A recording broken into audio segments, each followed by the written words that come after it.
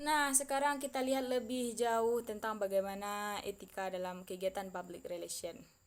Tadi sudah kita bahas secara umum tentang kode etik IPRA yang membawahi profesi ke-PR-an secara internasional atau menyeluruh. Sekarang kita lihat yang sebenarnya etika dalam kegiatan ke-PR-an ini. Seorang praktisi humas dari sebuah perusahaan atau lembaga atau organisasi seharusnya menguasai etika-etika umum. Etika-etika yang memang mungkin secara tidak umum, tetapi tertulis atau tidak tertulis.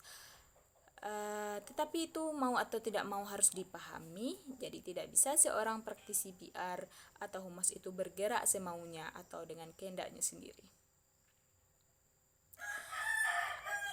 Ada aturan-aturan moral yang mengatur atau disadari di sini. Yang pertama terkait dengan apa? Yaitu etika di dalam kegiatan public relation adalah praktisi PR adalah komunikator yang baik. Media komunikasi yang baik antara lembaga dan publiknya, mau tidak mau dia menjadi mediatornya. Dia menjadi kunci untuk ke publik menuju mengambil kebijakan di lembaga sebaik-baiknya. Jadi corongnya ada di PR atau ada di kita atau ada di dia yang menjadi perwakilan praktisi PR. Dialah yang mengelola, dialah yang mengatur, dia yang mengendalikan. Jadi apapun persoalan, titik temunya antara yang tiga tadi, yaitu pengambil kebijakan atau pimpinan, kemudian publik internal dan publik eksternal. Kemudian duduk di suatu meja melakukan riset yang dilakukan. Jadi salah satu tugas yang melakukan harus dikuasai oleh seorang praktisi public relation dari sebuah lembaga adalah yang selalu melakukan riset untuk mendapatkan fakta dan data semua level tadi dengan publik internal dan publik eksternal. Yang kedua, tidak terlepas dari faktor kejujuran. Nah, lagi-lagi selalu ada faktor kejujuran atau integrity. Ini menjadi landasan utama. Jadi apapun kondisi yang ada, yang namanya praktisi PR tidak boleh menjual janji untuk memunculkan citra sesaat. Ingat, citra lembaga, citra perusahaan bukan sesuatu yang main-main. Memperbaiki citra yang terlanjur buruk jauh lebih sulit, butuh waktu yang lebih panjang, energi yang lebih besar, dan materi yang amat-amat banyak daripada membentuknya, dan sekarang sudah terbentuk dan akan hilang tiba-tiba karena faktor kejujuran ini. Ingat, fakta sesuatu yang kita sampaikan kalau itu tidak jujur akan sangat gampang untuk dibuktikan melalui fakta-fakta lapangan meskipun kurun waktunya panjang. Etika itu ketemu oleh publik, oleh masyarakat selesai sudah citra yang Anda buat tadi atau Anda bangun tadi. Dan untuk memperbaikinya sangat sulit, maka tidak boleh lepas dari faktor integriti atau kejujuran ketika Anda bertugas sebagai seorang praktisi PR dari suatu lembaga atau perusahaan manapun. Kemudian yang ketiga adalah memberikan kepada bawahan atau karyawan adanya sense of belonging atau rasa memiliki terhadap perusahaan atau ikatan kekeluargaan, begitulah. Untuk apa? Untuk perusahaan. Termasuk etika dalam sehari-hari, dalam berinteraksi dan berkomunikasi dengan sesama. Dan yang kelima adalah menyampaikan informasi-informasi penting kepada anggota dan kelompok yang berkepentingan. Informasi penting saja yang disampaikan, jangan seluruh informasi, karena itu membutuhkan energi yang sangat banyak sekali. Yang keenam adalah menghormati prinsip rasa hormat terhadap nilai-nilai kemanusiaan. Yang ketujuh adalah menguasai teknik dan cara penanggulangan kasus ke kasus atau case to case, sehingga dapat menarik keputusan, misal mempertimbangkan dan menarik kesimpulan secara bijaksana dari persoalan-persoalan. Misalnya persoalan antara pimpinan dan karyawan atau persoalan-persoalan yang dialami oleh karyawan. Kemudian mengenai batas-batas berdasarkan kepada moralitas. Dan kemudian etika yang ke-9 adalah penuh dedikasi. Praktisi PR atau humas itu harus penuh dengan dedikasi dalam profesinya, khususnya dedikasi untuk perusahaan atau lembaga. Memang ada aturan mainnya, memiliki dedikasi yang tinggi. Jadi mencari, menelaah, memilah, dan memutuskan oleh perusahaan. Memilih mereka yang menjadi praktisi PR dalam perusahaan itu memang membutuhkan energi. Dan yang ke-10 adalah menaati kode etik.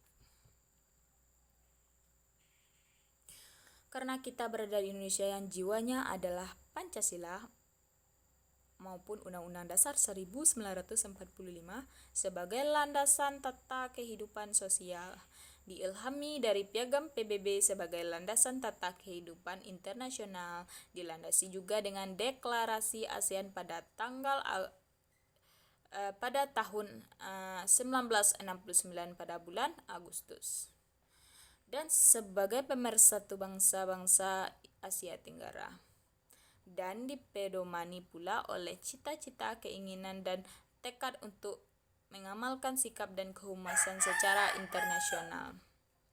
Maka, para anggota Perhimpunan Hubungan Masyarakat Indonesia atau Perhumas, jadi Perhumas itu adalah Perhimpunan Hubungan Masyarakat Indonesia. Mereka sepakat pada saat itu, sepakat mematuhi kode etik kehumasan Indonesia, dan terdapat bukti demi bukti di antara mereka dalam menjalankan profesi kehumasan. Ternyata ada yang melanggarnya. Hal itu sudah mengakibatkan diberlakukannya tindak organisasi terhadap pelanggaran, yaitu pelanggaran kode etik.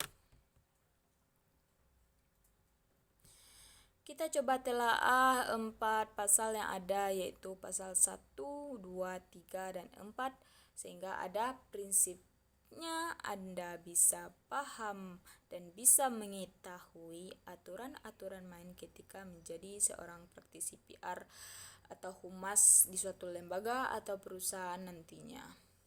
Pasal 1 itu mengatur soal komitmen pribadi.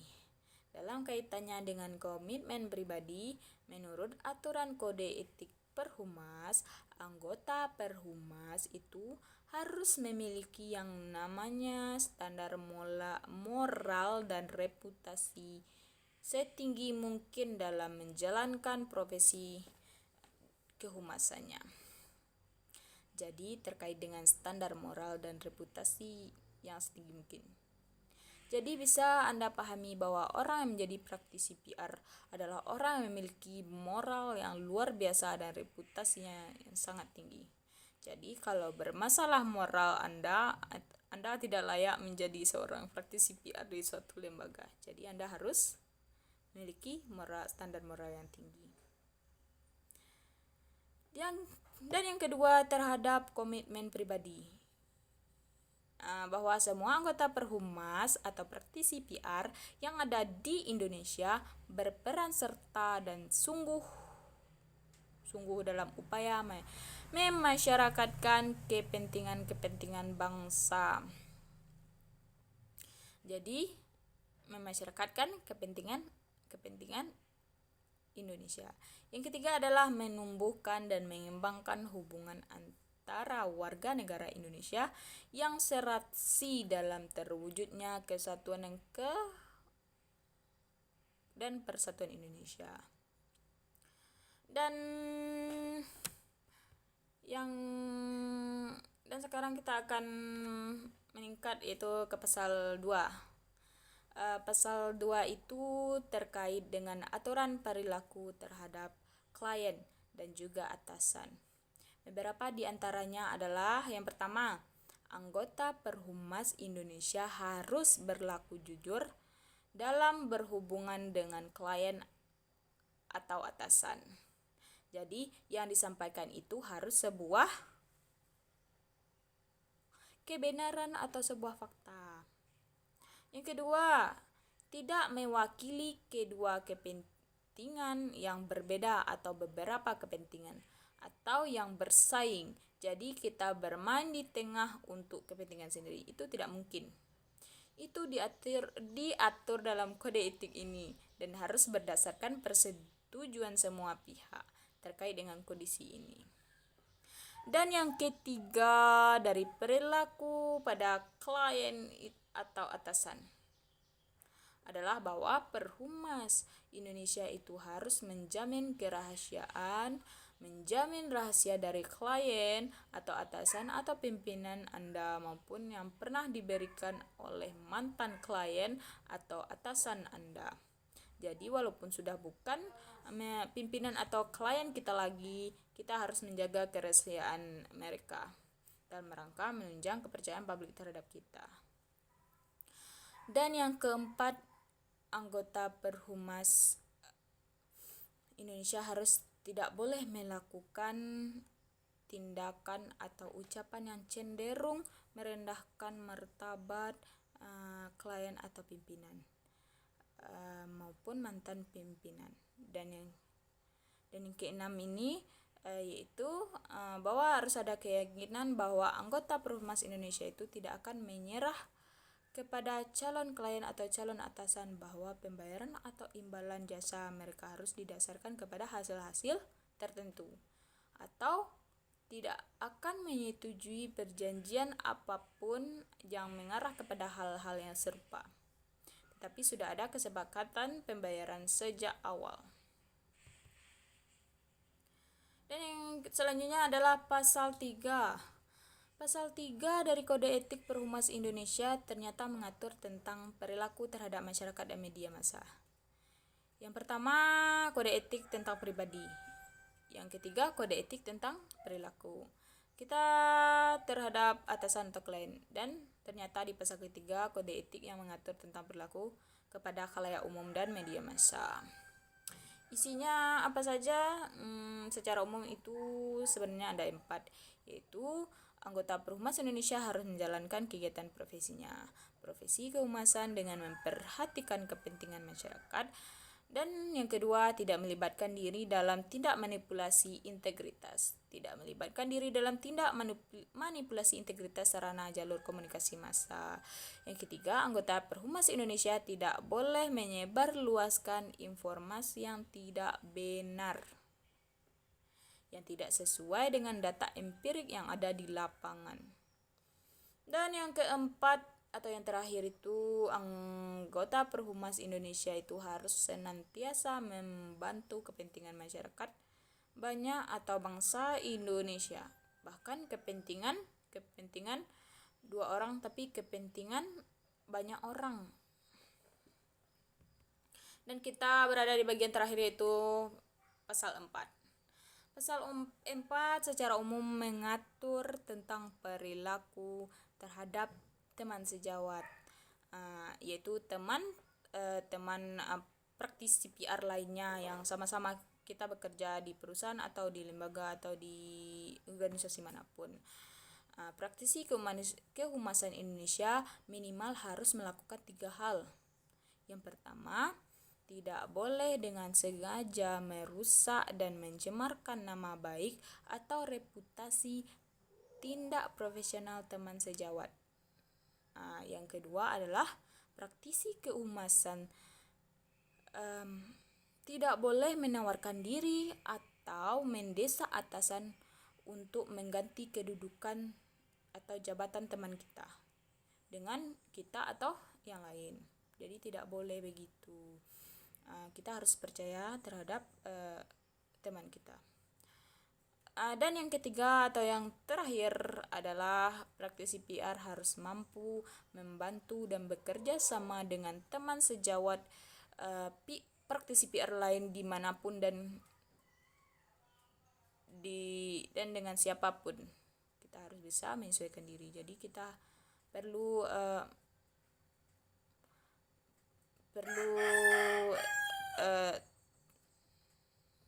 menjunjung tinggi dan mematuhi kode etik kehumasan ini. Di seluruh Indonesia kita harus bisa menjalin kerjasama dengan praktisi PR lainnya, harus memiliki hubungan yang baik begitu. Sekian materi dari saya. Saya mohon maaf kalau ada kata-kata yang salah mungkin, karena saya tidak karena kesempurnaan hanya milik Allah Subhanahu wa taala. Jadi saya sudahi dengan Assalamualaikum warahmatullahi wabarakatuh. Tapi sebelumnya semoga video ini bermanfaat bagi pendengar. Jangan ambil yang jeleknya, ambil saja yang baik-baiknya saja. Terima kasih.